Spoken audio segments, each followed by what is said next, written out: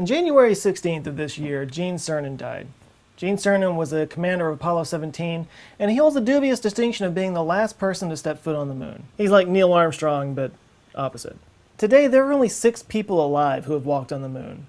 It's probably the most exclusive club in the world. But that was in 1972. It's been 45 years since a human being has stepped on a celestial body outside of Earth. Now, it doesn't take a genius to know that the race to the moon was really about Cold War politics, but our drive to colonize other places in the solar system has really never waned. So in this video, I'm going to just imagine what if we got our shiz together and actually began to spread out amongst the solar system. Here are our 6 best options. And stick around for my number 1, because you're going to want to fight me on it. Bring it on. Archie asked, Joe, please do a video on the future human colonization of various planets and moons. Now before I jump into this, I just want to say really quickly, there's somebody out there that talks about concepts like this all the time on his channel, and that's Isaac Arthur. Most of you guys know who he is. I hear his name come up in the comments all the time. And I'm happy to announce that this week I'm going to be releasing a podcast that includes an interview with Isaac, where we're going to be talking about some of the stuff that I'm going to be talking about in this video and in some of his videos on similar topics. I'm going to be linking to some of his videos up here if you haven't seen them, because it will add a whole lot of context to the stuff that I'm talking about here. But I want to kind of preemptively thank Isaac for doing this with me. I'm really looking forward to it. It's going to be a really fun and interesting interview, and I hope you all check it out. If you're watching this in the future, I will put a link right here, and if you're watching right now, just hold on and I will announce it later on this week in a live cast. Live cast, live stream. I know what things are. All right, so let's start with the big question. Why colonize planets at all? Now, Elon Musk has been one of the biggest proponents of space colonization lately. He recently announced his plan for SpaceX to go to Mars. And his reasoning behind it is that he thinks that we need to basically back up the hard drive of our species. The fact of the matter is, the Earth has had 5 major mass extinctions throughout its history, and many believe that we're going through a 6th right now of our own making. But even if we totally get our act together and manage to reverse that trend, we're always one supervolcano or big asteroid or gamma ray burst away from reaching the end of the history book. And even if we somehow manage to avoid all of those fates, the fact of the matter is someday the sun is going to reach the end of its lifespan, at which point it's going to expand out into the size of a red giant, basically swallowing the Earth. Talk about global warming. And while, yes, that's not likely to happen for many billions and more years, still, spreading our species onto other planets is kind of necessary for us to be able to survive long term. So what are our options here in the solar system? Well, unfortunately, as Dorothy learned, there's no place like home. We are evolved to live and survive in the very specific conditions of this planet.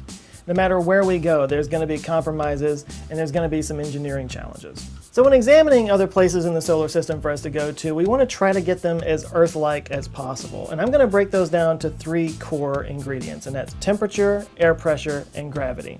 So we have those 3 variables, gravity, air pressure, and temperature. We're going to use those to gauge how similar to Earth and how easy these places would be to colonize. And with that in mind, let's get to our first option, the moon. The moon has 1/6 the gravity of Earth, has 0 air pressure, because there's not really much of an atmosphere at all, and the temperatures are pretty extreme, 253 degrees in the sun and negative 253 in the shade. So, not optimal.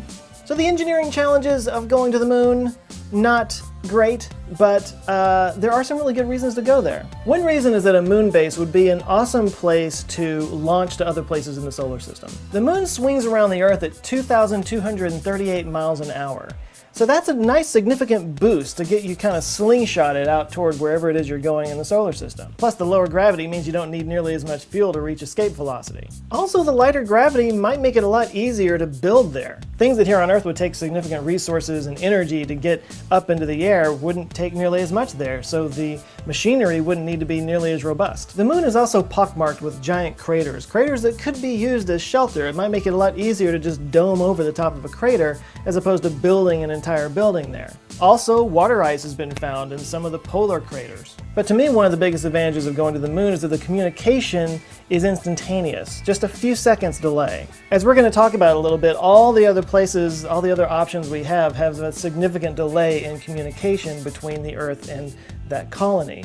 But the moon, it's pretty much instantaneous, which means that any kind of emergencies that might come up would have the entire team on Earth working instantaneously with the crew and the colonists on the moon base to be able to solve those problems. They wouldn't be completely on their own. That means the moon would be a great place to test out technologies and try some of the things that would be necessary on these other planets and on these other surfaces, and be able to work out all the kinks early on so that you can apply those technologies and those modes to other places. So even though it doesn't really match any of the variables that we've set up here, I still think I'm kind of amazed that we haven't talked more about going to the moon lately, going back and creating a colony or a moon base of some kind, because there's some real advantages.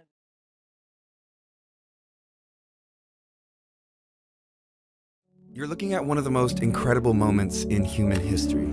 That's Neil Armstrong and Buzz Aldrin walking on the moon.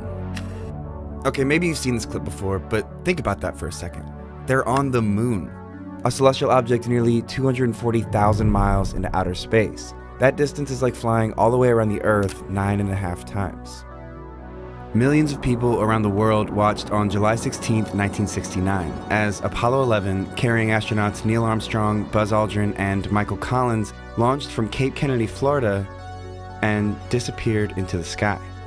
It was the climax of years of preparation and research, and the pinnacle moment of the so-called space race between the United States and Soviet Union, a years-long rivalry to compete for dominance in space exploration. For the 8 days following the launch, the world awaited the return of the would-be heroes. So what actually happened between here and here? So let's start with the components of the ship that were discarded one by one until this became this. Here's the rocket that sent the astronauts into space, the Saturn V. The 3 stages of the Saturn V each played a different role in launching Apollo on a path to the moon. We'll get to that later.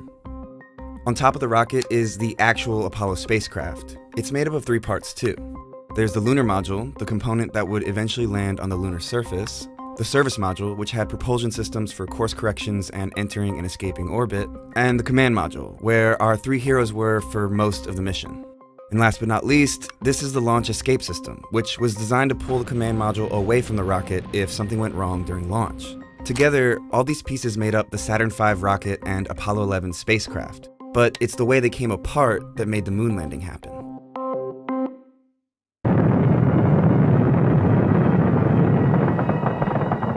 The Saturn V's first stage launched Apollo, carrying the spacecraft 42 miles above the Earth and reaching a speed of about 6,000 miles per hour.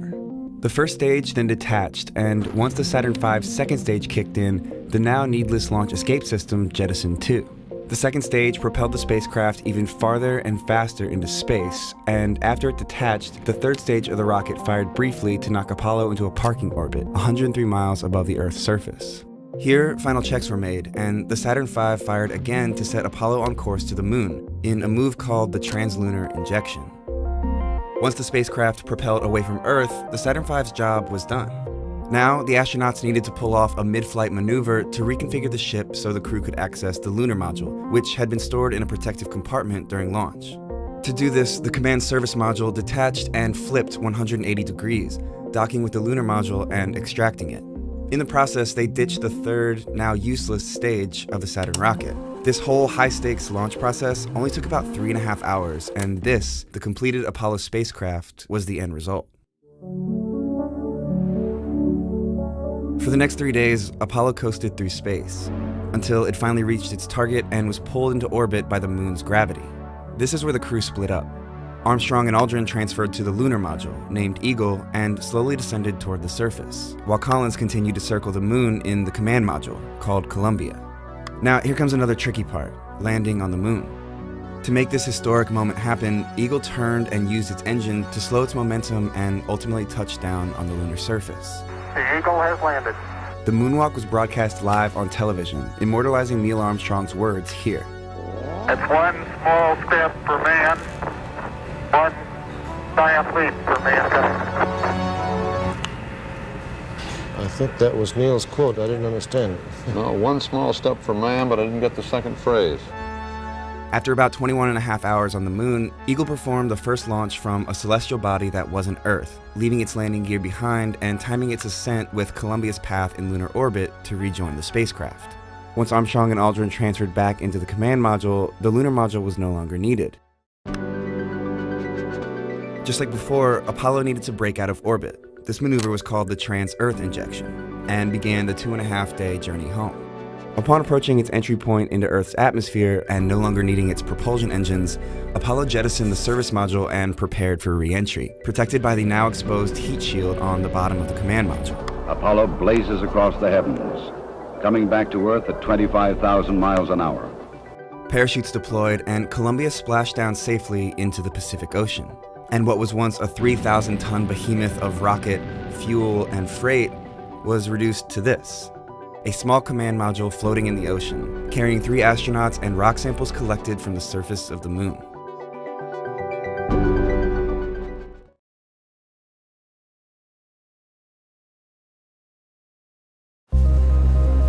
That's how they walked on the moon, right? Yeah, nice big steps.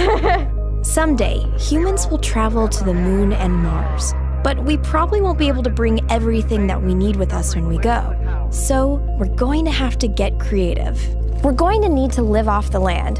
That means utilizing the natural resources of that location to survive. And NASA's working on that. Welcome to SwampWorks at NASA's Kennedy Space Center. Here, engineers are dreaming up new technologies that will help astronauts live on the surface of other worlds, like the moon and Mars. Nathan Gelino, a research engineer at NASA, put it more succinctly. You can think of us like the pioneers during the gold rush. Nathan is working on tools to help astronauts use the resources they'll find on other worlds. An obvious resource that's crucially important to human settlement is water. Scientists are pretty sure that large deposits of water ice exist on the moon, which could be harvested for future missions. Water can be used for life support systems, drinking water, watering plants, but water is also rocket fuel. So if you use cryogenic oxygen and cryogenic hydrogen and mix them together, that's what rockets use to fly. So you can think of it as being a lunar gas station as well. And both the moon and Mars are covered with another key resource, regolith, or interplanetary dirt. It's the rocky, powdery soil found on the moon and Mars, but it doesn't have the abundance of organic materials that our soil has. NASA is interested in using the regolith in a number of different ways, like building tools, furniture, and even habitats. It's not practical to send concrete to the moon or Mars, and so we want to learn how to make building materials out of the resources that are available there. So let's say I'm going to the moon, but I want to build a habitat there first. What are the things that I need to set up beforehand to make that happen? First, we need to figure out exactly where they are. We need to do prospecting. We have very small rovers and flyers that are designed to quickly go and take samples in remote locations and find out whether or not there's the material that you're interested in there. Yeah, send the robots to do that first. That's exactly right. The best way to design a robot for prospecting in lunar dirt is to practice with the stuff here on Earth. And at SwampWorks, engineers have built a mini lunar surface based on what we know about the moon's regolith. I swear, this job always requires me to get into weird bodysuits. Ta-da! Welcome to the lunar surface. So this is what the lunar surface feels like. Right, so this is a very, what we call a physical simulant. Okay. And so it mimics the physical properties of the lunar simulant really well. So when they were hopping on the moon, it felt a bit like they were on the beach. Yep. So crazy. You just would not think that this is the texture of the moon. Right. It feels very pillowy. Yes. NASA has designed a prototype robot called Razor, designed to harvest lunar soil so that astronauts can build with it. And so the whole goal of this robot was to be able to dig when you don't weigh very much and you're in a reduced gravity. So we tackled this in a couple different ways. The first was these bucket drums. And so these are actually the excavation and storage tool for the excavator. These scoops, when it's spinning in this direction, it's digging. And then if you spin it this direction, it's able to dump. So it's basically like one big rotating shovel. Right, exactly. So once you have your lunar soil, then what do you do with it? Well, it's time to turn it into building material. NASA has found a way to combine regolith with polymers like plastics or resins in just the right way to create the raw material for printing. And where do you get polymers? Well, astronaut trash should do the trick. You can take your trash, combine it with Mars or lunar soil, Yep. mush it together, and you've got your printer feedstock. Yep. So you mush it together in a very specific mixture ratio. Okay. And what you get is a polymer composite concrete. And so you can make that polymer composite concrete either using the granular material right off the ground, or you can heat up and draw out that granular material into a glass fiber.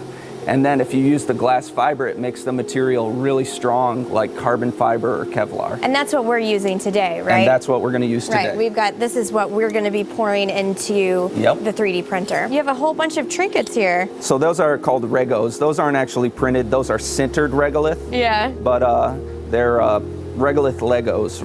Love it. Regos are great, but for more complex structures, NASA wants to use its regolith concrete for full-on 3D printing. With this material, you can do any kind of civil structure that you might need, whether it's a habitat or a blast wall or a road or maybe a hangar. But you also can print furniture or any other kind of things you need. So we're going to print a podium. I need a podium when I'm going to run the government on Mars, so I need to bang my gavel on something. This was a pretty slow process, so we didn't get to stick around to see the whole podium. In theory, though, this technology is a game changer. It could one day enable the big settlements on the Moon and Mars that we all love to dream about. But if NASA wants to build entire colonies this way, it'll have to speed things up.